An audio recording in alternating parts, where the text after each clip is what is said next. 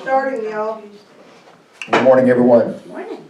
Thank you all for being here, and thank you all for joining us online when you're seeing this playback later on. I'm going to open this morning with Surely the Presence. In the midst of God's children, the Lord said He would be. It doesn't take very many. It can be just two or three, and I feel the same sweet spirit that I felt oft times before. Surely I can say that I've been with the Lord. Surely the presence of the Lord is in this place. I can feel God's mighty power and God's grace. I can hear the brush of angels' wings. I see glory on each face. Surely the presence of the Lord is in this place. Surely the presence of the Lord is in this place. I can feel God's mighty power and God's grace. I can hear the brush of angels' wings. I see glory on each face. Surely the presence of the Lord is in this place.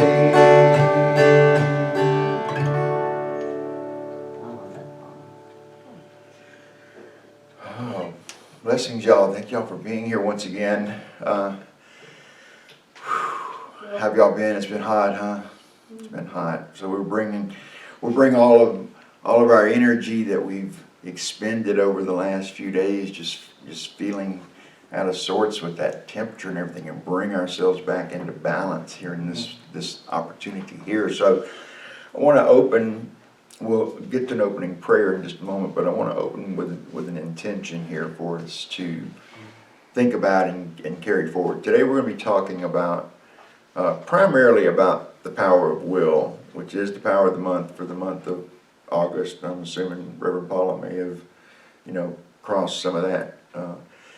The thing about the will is it's the one power that we've got of the 12 powers that we've got that really, really needs to rely on the support of the other powers, because if the will is not married to our understanding or our sense of love or our faith or deeper meaning in our lives and everything, we're just running around making choices on a whim and a fantasy, and it's not going to work out well, right? Not going to work out well. Not going to have the consequences that we might have intended for ourselves. So the will really does have to work in concert. It's also the will that's probably the most active during the day, because it's almost constantly employed, because we're making decisions, and input is coming in, new experiences coming in, things are happening in the world, and we're constantly having to respond or react to those things. And so the will is kind of always in play. So the intention that I want to set for myself included is that heightened sense of my awareness of that my will is in play, and to see that as I exercise my will, is the exercise of my will truly in my highest best interest? Like am I doing that consistently, calibrating towards a direction that's intended for my best interest? Because I know that if it's truly in my best interest, my highest best interest, then it will be true also for my family, my friends, community at large, and even the world at large. Is that if I'm calibrating towards that with my will, then that's a good thing. Like, to really be conscious. We'll find that as we examine that closely, that many of our decisions and exercises of our will that are going along not only are they sometimes unconscious, maybe even habitual, but we don't even really understand the underlying, like what's underneath that, what's motivating that progress of choices in this direction. What do I really want to look at that? If I really want to look at that, then I've got some tools to go in and look at it. So the intention is for us to just go ahead and, stimulate, activate that sense of your awareness that you do have a will in here, you do have a choice, you do have a power, and you are in fact exercising that power in one way or the other, or actually in a multitude of ways in reality on a daily basis. And so that we've all got that in play, and that we set that intention to bring our awareness, to activate our awareness that we do have that power and that it's in play. And as we kind of set the stage for moving through today's talk and so forth, and taking that deeper into our time of silence and everything, that we really just consciously kind of set an intention to align your awareness with what is exactly my will doing. Like what is it doing? Take a closer look at it. So as we move into that contemplative thing, I want to take a moment here to go ahead and read the daily word, because I always love this, and like I plan these talks, and usually I don't even look at the daily word until like the morning of, maybe the evening before or something, and be aware of it. And it's amazing how many times that what I had planned and everything, like it's complemented by the daily word. And this one is one of my favorites, and it's always timely in my opinion. So the daily word for Sunday, August 27th, 2023 is world peace. I join with others to build a peaceful world. Let's say that together. I join with others to build a peaceful world. The world's problems can feel so overwhelming, and it needs so great that I may wonder how my individual efforts could make much of a difference. But every action I take can contribute to world peace. I remember there are people throughout the world who feel the way I do. So many are doing what they can to bring light and love to their neighborhoods and communities. I feel comforted realizing I am not alone in my efforts. Peace begins with each person and inspires others as it spreads, uniting all the world's people to live and thrive in harmony and cooperation. We are meant to live in peace. I hold that vision and offer compassionate service as a way to make my dream for world peace a reality for all of us. And the scripture that complements today's daily word comes from Romans 14, verse 19. Let us then pursue what makes for peace and for mutual upbuilding. And once again, that's from Romans chapter 14, verse 19, supplementing the daily word of world peace for Sunday, August 27, 2023.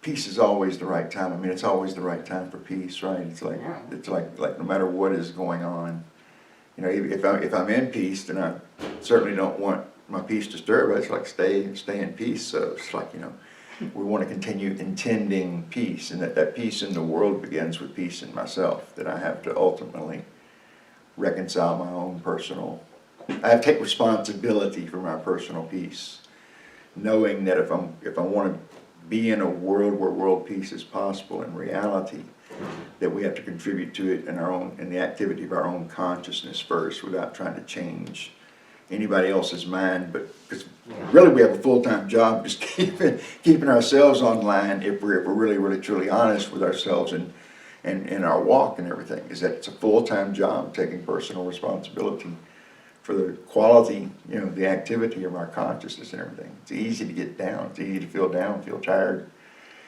feel sometimes even hopeless. There's a lot going on in the world. It's a lot to process. And so I haven't seen any evidence yet that the world has ever been at peace throughout history, like really objectively.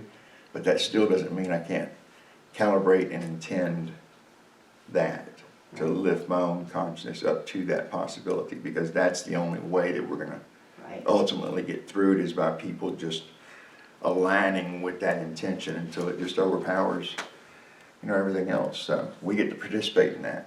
We get to participate in that progress. It may not be realized in our own lifetimes, but we're contributing to it now. And that's, I think, is a high, it's a high role, it's a high responsibility for us as children of God. And today we're going to be diving, a little deeper into that. I guess y'all have an affirmation here. Is this one that y'all do every single week? Is this the same one, or do y'all change this affirmation? Is it the same affirmation? Yeah. Okay, the healing power of Christ. Yeah, so let's hold that together. Let's bring that into those ideas of world peace. Our part in that. What is my personal responsibility as a world citizen? What can I bring to that? What can I contribute to that? And I know that ultimately that work begins right here at my own home, right here within my own skin, the activity of my own thinking and feeling nature, my discerning nature. And so as we pull all of that in together and everything, we say our affirmation together. The healing power of Christ now frees me of all barriers to a forgiving spirit. Forgiving spirit. That's really truly what it takes. And sometimes the hardest person in our life to express forgiveness for is our own selves sometimes. And so as you're practicing that forgiveness, remain mindful that, hey, it's okay to forgive yourself because God does. Christ does. We do. So, give it to yourself. Consciously give it to yourself. Like, consciously forgive yourself for something you didn't do, some dream you didn't fulfill, like, just something. You'll know. It'll come around. It's like, when it comes up, be willing to just like lean into it, hold it, and then forgive it. Release it, because we have that power, we have that facility. And that power and facility that we have is intended for our greater good. It's intended for our transformation.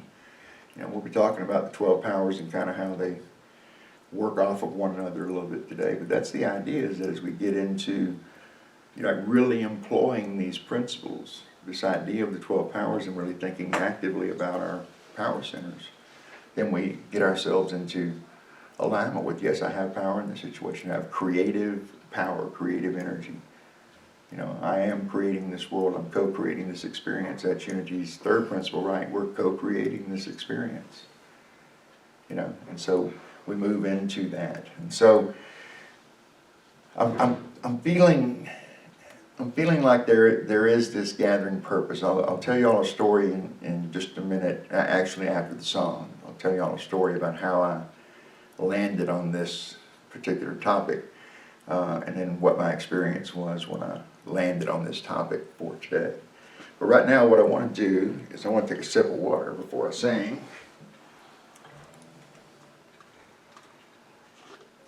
Does anyone have like a burning desire, like something, like an intention on your heart, your mind this morning that you might be going through, you might want to just kind of throw into to the mixer here? I was thinking, I watched a little bit of that movie Gandhi a few days ago, and then yesterday was Martin Luther King's, the anniversary of his I Have a Dream speech in the March on Washington. And, thinking about peace in the middle of external chaos and hardship. Both of those men just were, demonstrated that what I think of as the Christ. That's right. Christed power of just being totally present, totally calm, totally conscious. Yeah. And as they confront this horrendous situations that they were dealing with, and what an inspiration. It is. No, it's breathtaking. It's the kind of when you were speaking about Gandhi, it was reminding me about our talk today. We'll be talking about that power of will, and thinking about the power of the will in that man, behind that man, animating that man to be that disciplined, that that focused, and that clear on his intention. That no, that's not what I asked for. I said I would be on a hunger strike until this condition was met. It wasn't like play at the margins. It was like this condition. And when I see that scene, it's it's breathtaking to know, like, by taking no action, it was the most powerful action on the planet at that point in time. By literally taking no action, you know, and it's And remaining just Yeah. totally present and yeah, focused, yeah, man. Whew. What a ride! What a ride! Hats off, yeah. No doubt. Anyone else?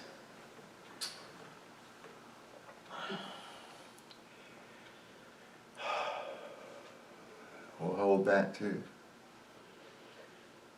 I'm too scattered. Okay. All right. That's when you hear that, Yeah. it's like, what will I pick? What will you pick? Yeah, sure. No, I hear you. Because I've just always been a person that can't pick one. Yeah. And I know that the universe can't give me what I want because I can't settle on what I want. Oh, well, that's a brilliant insight. And so, yeah, I mean, I realize, well, of course it can't answer me because I can't make up my mind what I really, really want. Yeah, yeah. I'm trying to do too many things. That's a thing. I can speak to that, you know, during the talk and everything, because it's something that I, you know, like I had to start learning how to say no to things, because my default was always yes when a service request would come up, and something has to give in your schedule when you're saying these things sort of improvisationally through life, because you might, no matter what you intend, if someone comes up with a service request and you say yes, then you're kind of following your intention, but you had another specific intention for that time allotment that you now have to trade off.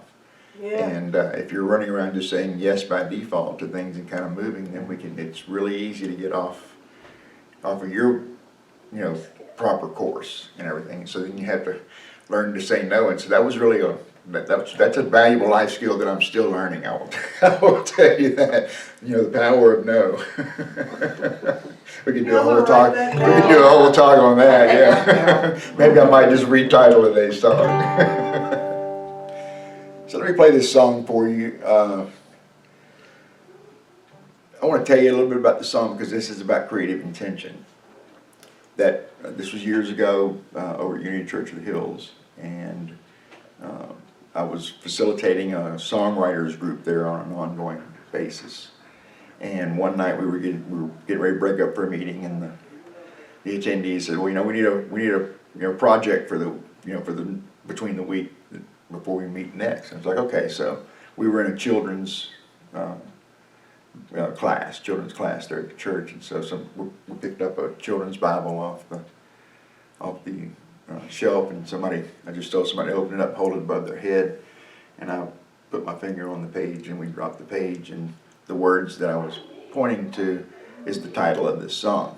And the assignment for everybody that week was to go home and use that title, and everybody come back next week with their song using that same title. Wow. So I did my homework, and I showed back up the next week to have class, and I was the only one that wrote a song Really? that week. Not even just a song with that title. I was the only one that wrote a song that week. So it wound up on my second album. Oh, cool. And this was a gift. This was just a gift, because I would have never gotten to this without that moment of the children's Bible, and wouldn't have happened.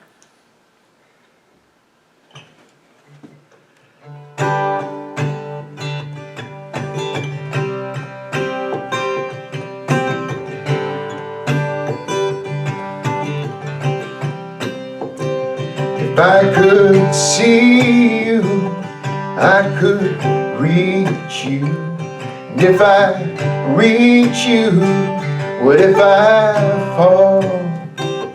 Would you forgive me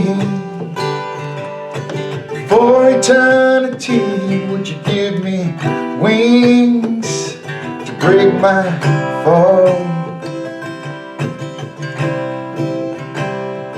Like a dove, like a dove,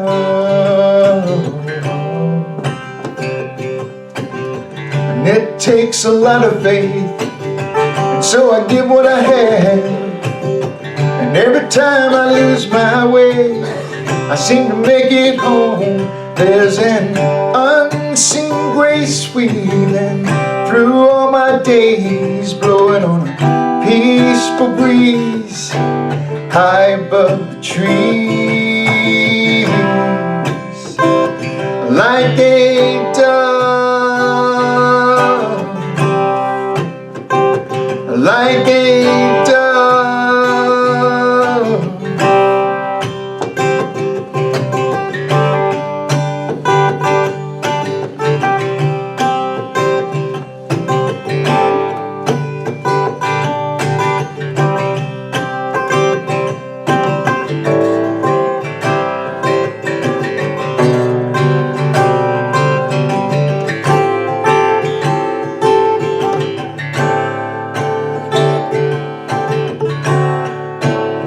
And if the sky exploded and rained love all around me, I would take wing to bring the news to everyone I see.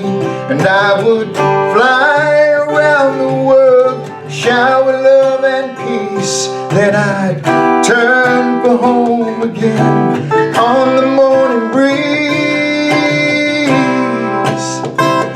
Like a dove, like a dove, like a dove. There's one big love like a dove.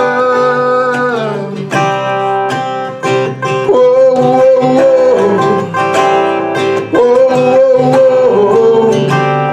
whoa, whoa, whoa, like a dove. Oh, like a dove.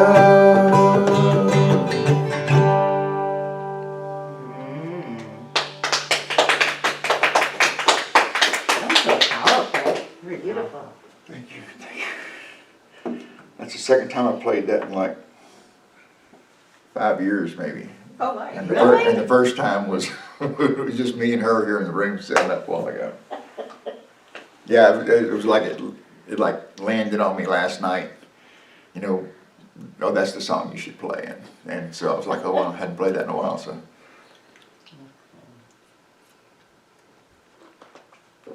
Beautiful.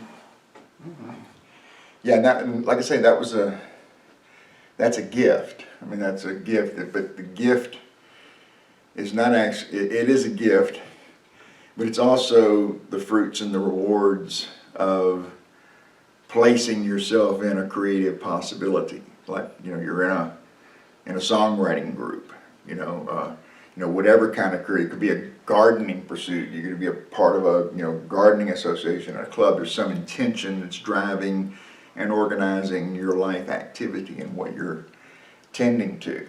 And like I said a little while ago, the power of our will is involved in that. It's all up, like whatever it is that you're doing or not doing, the power of your will is all up in the business of that, so to speak, So, I told y'all I was going to tell y'all the story about how I came to this. It was like, the past 2 Sundays, I've been off. I haven't spoken anywhere. One weekend I had gone out of town for a business trip, got back on Saturday and had Sunday off. That was my first Sunday off in like 14 or 15 Sundays or something like that. And then I had a second Sunday, and that was like a rarity. So it was yesterday morning sometime, Faith came in and asked me, said, hey, I got to go, do this thing at the fish store and stuff like that. Do you want to go with me or you got time? I said, no, I'll go with you. So I go with her and accompany her, and we start talking. I was like, I gotta start thinking about what I'm going to be talking about, tomorrow. So like I've been off for 2 weeks, and it's like, it's tomorrow. And so Faith, who's my favorite cheeky humor person, she goes, well, you should just talk about me. and I was like, that's perfect, because she also makes this other joke in our life about, that, Rick always talks about me in church, you know. He always talks about me in church. He always talks about And faith. he always talks about faith, he's always talking about faith, and so it's a little running joke between us. But that actual moment of us having that sort of repartee with one another, you know, over that, it actually triggered the idea, because I sat there, you know, like 15, 20 seconds, 30 seconds, like absorbing that, like, what would I talk about faith? Like, I was like, oh, okay, it's the power of will is the power of the month, this month. So, will and faith. I was like, will and faith. Well, that sounds like it might be a spin-off sequel to Will and Grace. I was thinking the same thing. And I wanted to clarify that. This talk is not, you know, a pitch for a spin-off to Will and Grace. But the title of it was, I just settled on this will and faith, you know, kind of thing. Also, it's not my faith and you know, her friend Will. There is no friend Will. So it's just, it's the power of will and the power of faith. Will and faith. That's what we're talking about here today. I'll clarify the record before we go any further. But it's framed up around this power of will, and it got me to thinking about that in reality, the powers that we've got, these creative faculties that we have, they're not intended to work in isolation of one another. And it's not like one has necessarily superiority. I guess you could make a case that, you know, love is the greatest of all because there's biblical scripture that says love is the greatest of all. So we can probably, you know, mount an argument, you know, for that. But the will, the power of the will, is the one that's always in play because it's the executive power. It's the one that's choosing and deciding. And it can choose and decide in opposition to its own best interest. If it's just running around on a whim or a fantasy or just some sort of, you know, mad desire that they have for some experience and you know, you darn the consequences and everything, I'm going to go do this thing that is not in my own best interest. And if the will decides in that direction, the rest of the powers just have to go along for the ride. Because you can exercise your will divorced from your understanding.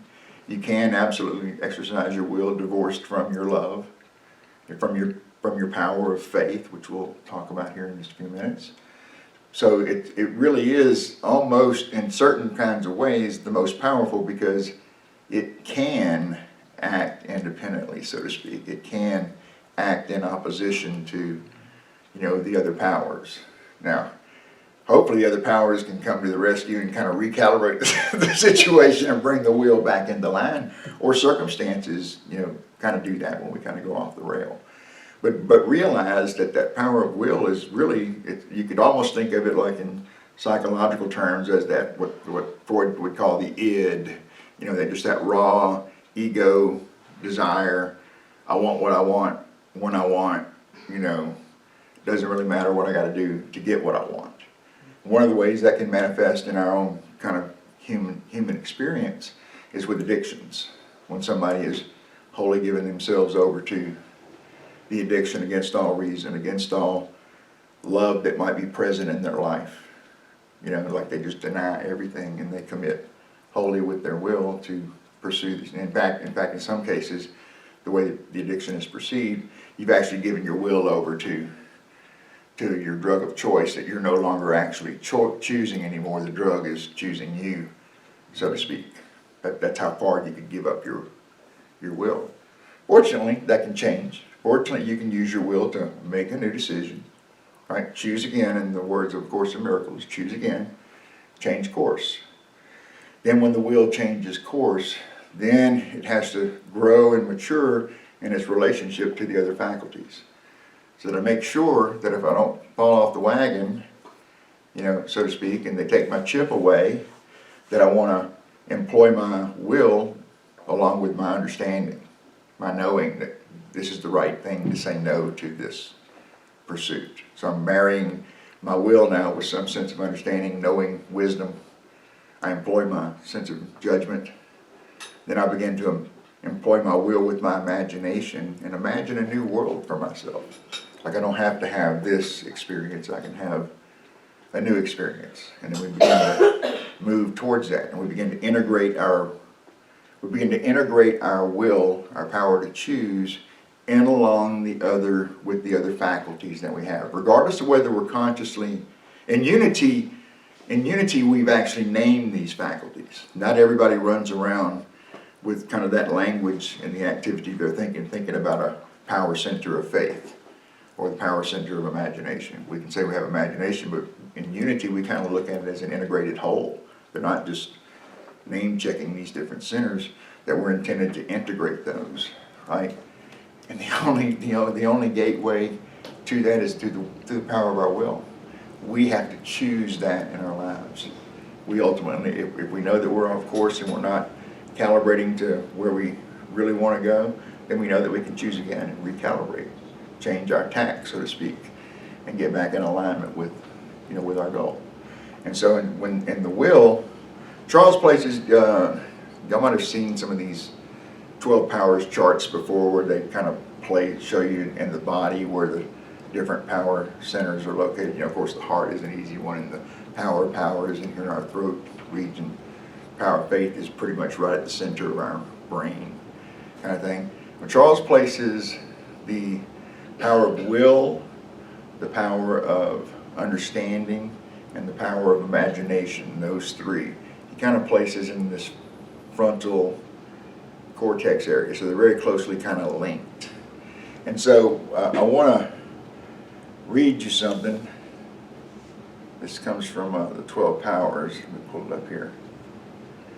This is something that Charles, this is just a short little quote from Charles's chapter on the power of will and the 12 powers book. And he says a whole bunch of other stuff, and some of which we've talked about before here. We're not going to get in the weeds with that, but it's like the idea here is really, really relevant to us looking at these three powers, the power of will, the power of imagination, the power of understanding. He says, when the imagination is subjective and spiritual, and the will and the understanding are objective and alert, we have the creative artist. So what it's saying is that when these three are working together, like the imagination just keeps it doesn't have an objective opinion, it doesn't have an interference to being creatively open, it's subjective. The whole field is open, right? It's subjective, and its goal is spiritual in nature, like its creative goal, its creative intention is subjective and spiritual. So when those two conditions exist relative to the power of imagination, and then you have the will and the power of understanding, and both of those in relationship to the power of imagination are standing as objective and alert. Like objective understands that will has that place where it needs to be objective. It needs to not be driven by its desires and its whims and everything. It needs to be objective about the information that's coming in. It needs to be willing to discern that. That's why when it's married to that level of understanding, because what he says is that when the will and the understanding are both objective and alert, when that condition is met, that's when the creative artist is born. Because now my will is married to my understanding, my capacity to know, my capacity to derive meaning from my experience. And as a creative artist actively working on a novel right now, it's like that awareness going into this week will fuel my creative expression in the coming week and the coming weeks. That awareness, which was already in my consciousness, it's already in there because I've already talked about this in the past. And there's video evidence on YouTube, about it. And it's actually a talk that I delivered here 2 years ago, like this month, when Reverend Paula was ill. And I think I came in as a substitute and delivered this talk, and I delivered it over in the Unity Church of the Hills 12 Powers Chapel. Y'all weren't even meeting. And my decision to talk about this led me to that, which I was not aware was on YouTube. And so like the whole thing was like a divine order thing, the way it came down. It was like, bring the idea into context. I need to be thinking about what I'm talking about tomorrow. And then Faith cheekily saying, well, you can talk about me, And then that got me thinking, like within a short order, that framework was there. And then all these other pieces were like laying in wait for me to stumble across them because the idea in my consciousness resonated with those. And then boom, it was revealed. So it's a great reminder, because y'all probably have heard me talk about baseball and everything, and the whole thing about, practice, practice, practice. And you're a major leaguer, but you still practice the routines. You go through those things so that you're not consciously thinking about them, they become muscle memory. And then you just perform instead of thinking about performing, right? And so it's the same thing with when these lessons come back around. They're not meant to point out our shortcomings. They're meant to remind us, oh yeah, that's right, you got to practice the principles, you got to stay conditioned. Because the quality of our consciousness is relative to how well we're tending to those things, and it's our power of will. That's what I want to. That's the takeaway here, is that the power of will is always up in that business. It's always part of that process. And so the question is, are you consciously aware where your will is involved in, or are you unconsciously aware in some other areas that you're actually involved in the will? The first goal is to bring everything into conscious awareness. And then with our power of understanding, our power of discernment, our power of imagination, we can figure out which parts may need to be recalibrated for a different experience, or to get closer to what we're intending for ourselves. And like with today's daily word, if my intention is world peace, and that's truly my driving passion, like I'm really, I'm down with world peace, and I like take it seriously, and think about it 24 hours a day, and I'm committed. What are you willing to do to get that? Well, you don't have to become an activist. You don't have to go. You don't have to. You can. But really, the work is right here. The work is for me to imagine a world of world peace, just like John Lennon would tell us. Just imagine that. Imagine that. Like, move into that in our experience, in our consciousness. And it's, once again, that power of will is in play. So we already talked about, like as Charles is saying, that when an imagination is subjective and spiritual, like I'm open to universal ideas, I'm an open field, show me some inspiration and a way to go. My goal is spiritual in nature. And then we marry that imagination that's aligned that way with our will and our understanding, then we have the creative artist. And this is not just about books or paintings or poetry or dance or gardening or anything like that.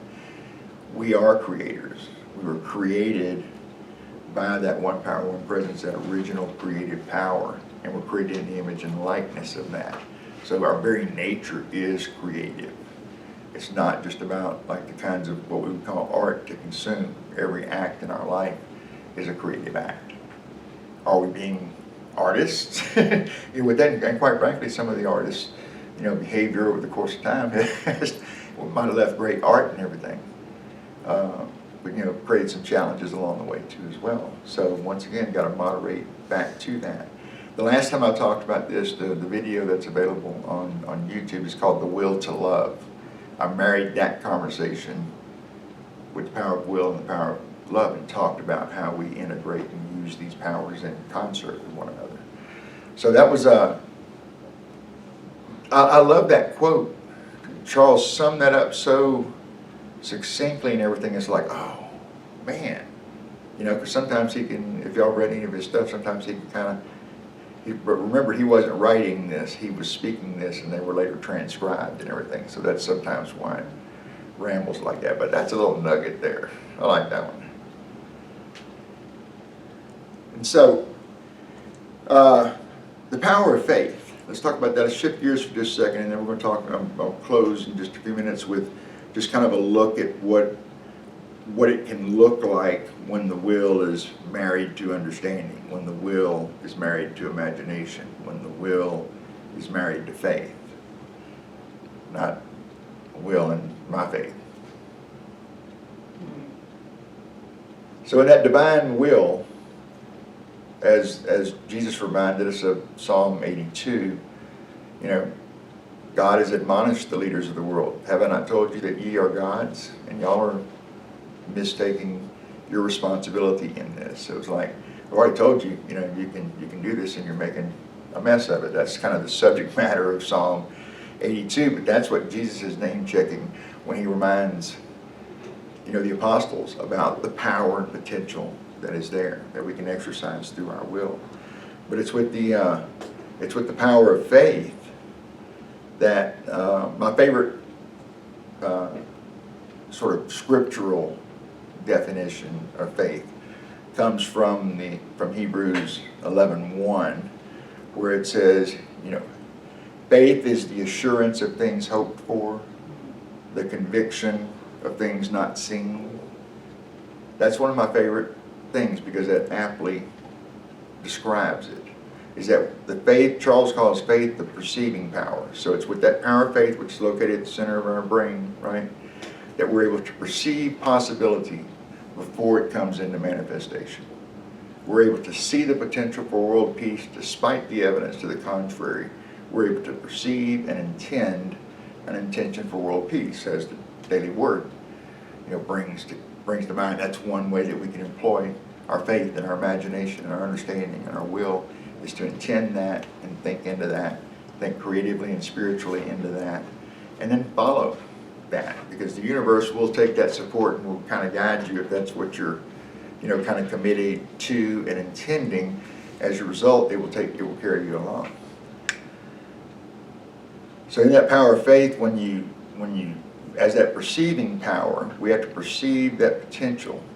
So when the will is married to the faith, let's talk about that for just a second. Let's just share a couple of ideas. We're not going to do a deep dive on these. I'm just going to quickly kind of go over these three. We're going to talk about the will and the understanding, will and wisdom, and we'll close with will and faith. So first of all, with will and imagination.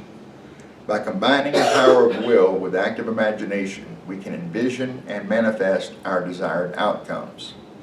Will fuels our determination to bring our imaginative visions into reality, propelling us to take inspired action.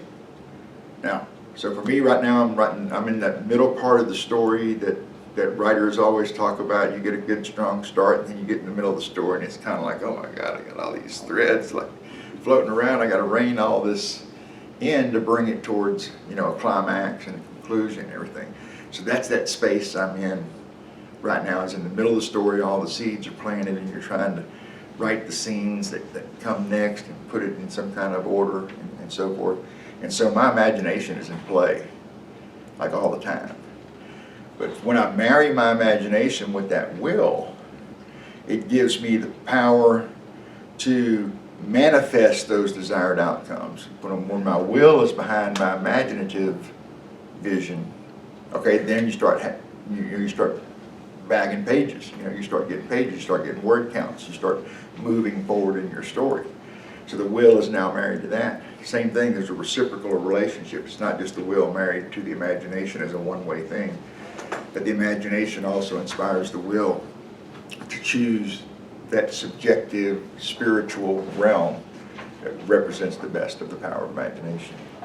So the will and understanding, that was the other one at the three that were at the front of the brain. It was the will, the imagination, which I think the imagination is kind of like that third eye kind of thing, and the will and understanding on either side, and that power of understanding. So now the will and the understanding. The power of will, when combined with understanding, helps us discern the knowledge and meaning behind our experiences. It enables us to make conscious choices based on a comprehensive understanding of the situation. Like we think deeply into a problem that we have. It might be a personal problem. If we follow our example of world peace today, if we turn our attention to that, we turn our will, we turn our understanding to that, we think into that, we think about the problems that disrupt world peace or the potential for world peace, and we're thinking into that, then we're following those impressions that will come to us, because that's our intention. And the universe will respond. The power of our will helps us discern knowledge and meaning. Understanding helps us discern the knowledge and meaning behind our experiences.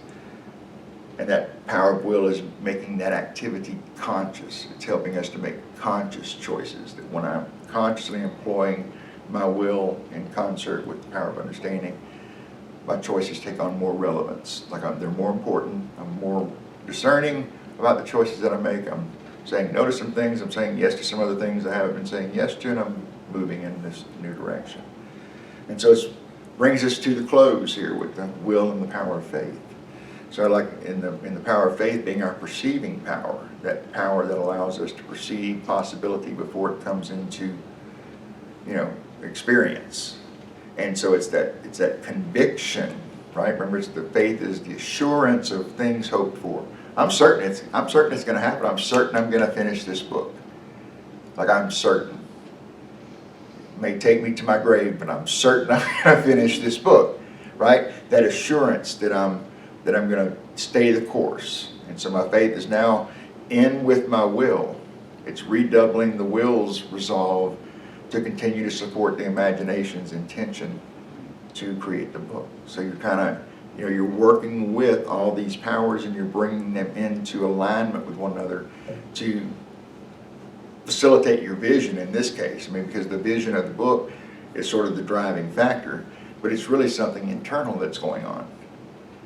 It's that internal expression, that intention on my part is that before I leave the planet, I'm going to have written at least one book. I got to do 3 records. I got to do 3 albums. Now I want to do a book. Actually, I want to do more than one book, but I got to get the first one done. Got to get the first one done first. Get one done first. I've got a couple that are 70-80% finished, and I've been kind of like letting them languish as I've been following this other one. So the point is that you have to complete that process, whether it's a creative process. The point is that we have that exercise of our will, the power of our will to choose us and execute our steps in that direction of what our intention is, what our dreams are, what our visions are, and they can be a full range of things. It doesn't have to be about saving the world. It can just be about your own creative expression and peace in your life, in your body. It doesn't. Every reason for doing it is as valid as any other reason. The only thing that is what's that internal resonance with you. Is it relevant to your experience? Is it needed in your experience? And if it's world peace, good for the rest of us too, right? Good for you and good for the rest of us, because you'll be intending and working into something that's going to benefit us all. And that's once again, that's where that imagination is focused on the spiritual, right? It's focused on the spiritual. We can employ our powers in a whole range of things, and not all of them are positive or, good for us, so to speak. So we have to take charge of that, and the will is where we actually are making choices and making decisions.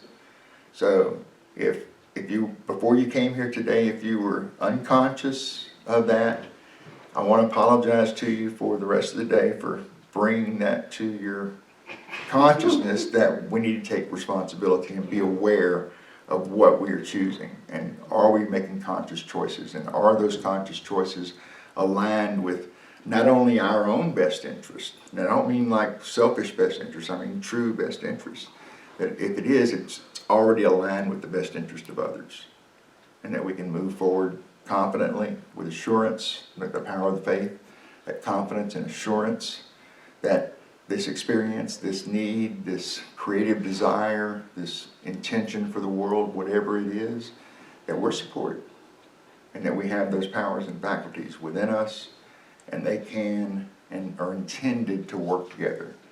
But we have to get our will in alignment with that truth. And the will will go, yeah, that's true, you're right, I've been kind of off track here, not necessarily being intentional, maybe bring it back to center, choose again, in the language of A Course in Miracles, and create a new experience. It doesn't matter what's going on in your world. There's always room that we can enhance the quality of our experience. We can improve the quality of our experience no matter what we're going through. And so I think you have all the power within you. I mean, that's become like a cliche, hasn't it? The power's within you. The power's inside. Discover the power inside you. We take it for granted, but it's true. That indwelling Christ is in me, it's in you. That's why we say namaste. And we recognize that indwelling divinity in the others from the awareness of our own indwelling divinity. That's the work. That's the work. And as we do that work, we're elevating the quality of our consciousness. And by extension, the quality of our choices and expressions in the world.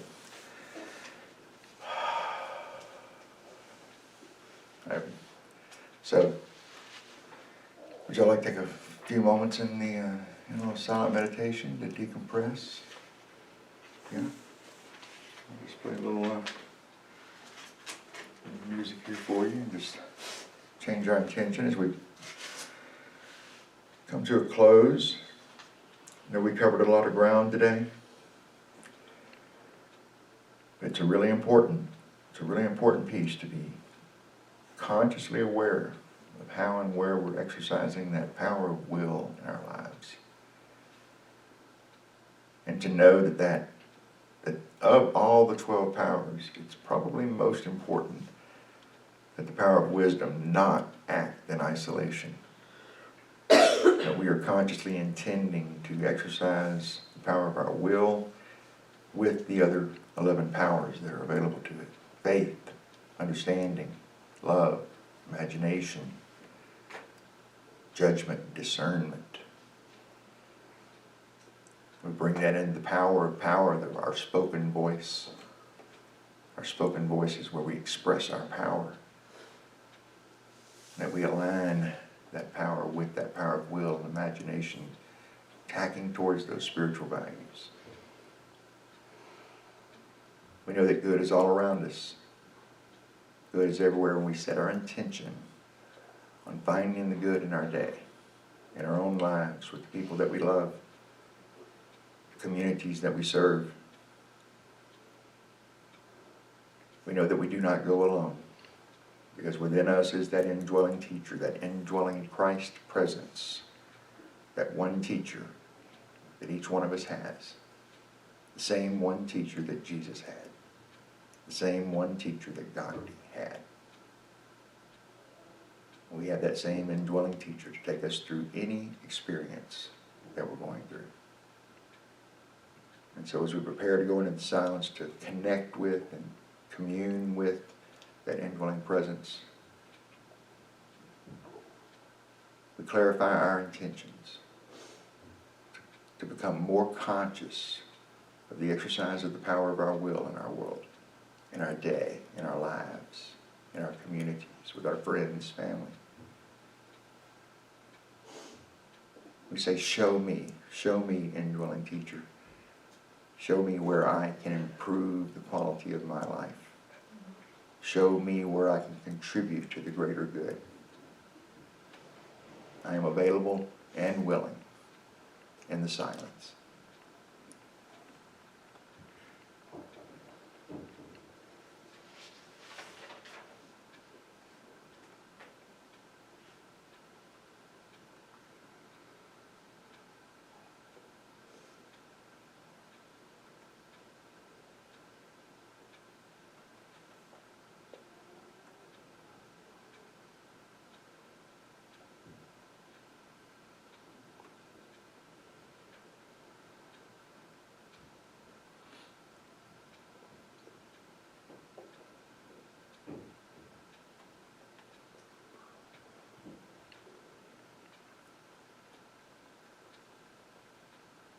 And as we begin to gently draw our attention back into this space, we do so in the full awareness and knowledge that God is here, the one power, the one presence, active in the universe and in my life, in your life, in our lives,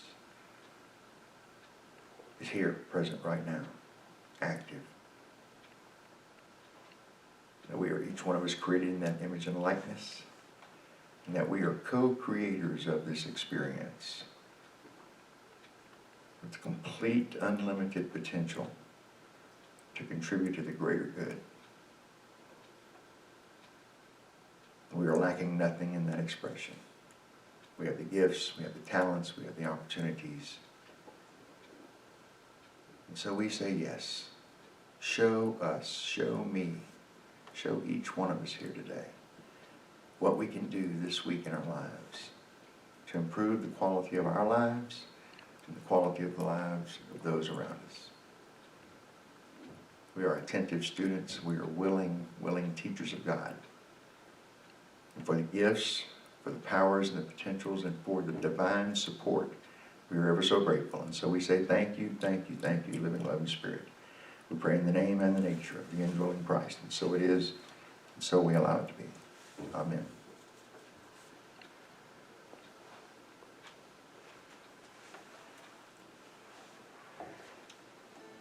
We have our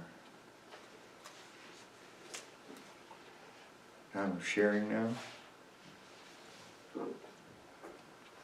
And I'll play another song for us. Do you want to come get this?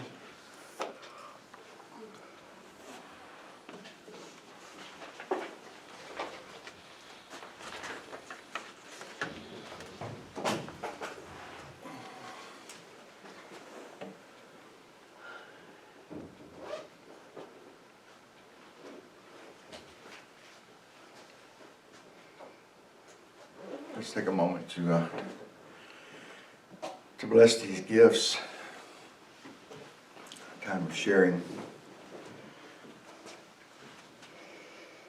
Thank you, living, loving Spirit, for these gifts generously given and circulated in this community here. We see these gifts moving through and doing their greatest good right here within this community, and as they move into the outer world, everyone who is touched by these gifts in circulation feel blessings in their lives. We know that we cannot outgive God. We know that this law of circulation, this law of prosperity that even now our good is returning back to us in manifold forms, pressed down and overflowing in our life. And we are so grateful for the law of circulation. We're so grateful for the law of prosperity. We're so grateful for the one power, one presence. And so we say thank you, living, loving Spirit. Amen.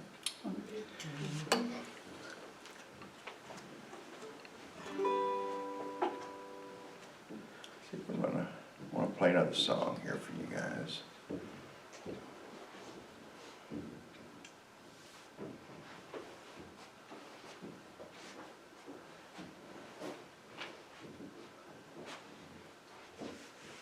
Yeah, I'm going to call an audible on the field here and just play something that I wasn't intending to play.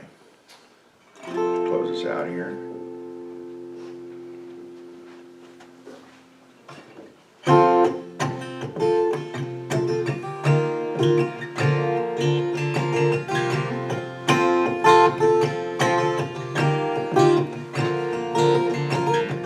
Living in a world of worry, doubt, and fear, it's hard to see the truth in the moment of your tears.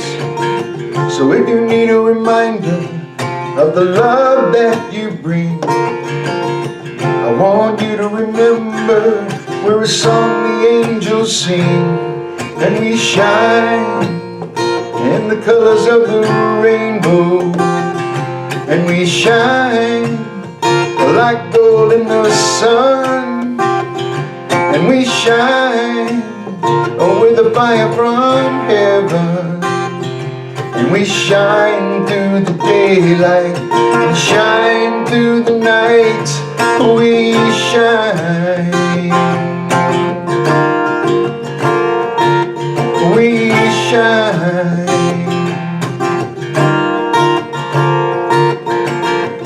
Feel a million treasons, so you're holding back your light. You got a million reasons to justify your right. Well, here's an inspiration, it's all in the letting go. It's just a turn of the season in the universal show, where we shine like stars in the midnight. And we shine like the innocent snow. And we shine with a fire from heaven. And we shine away the darkness and shine on still tomorrow. We shine. And we shine like a river flowing. And we shine in the light of the sun. And we shine as we climb another mountain. And we shine back to heaven and shine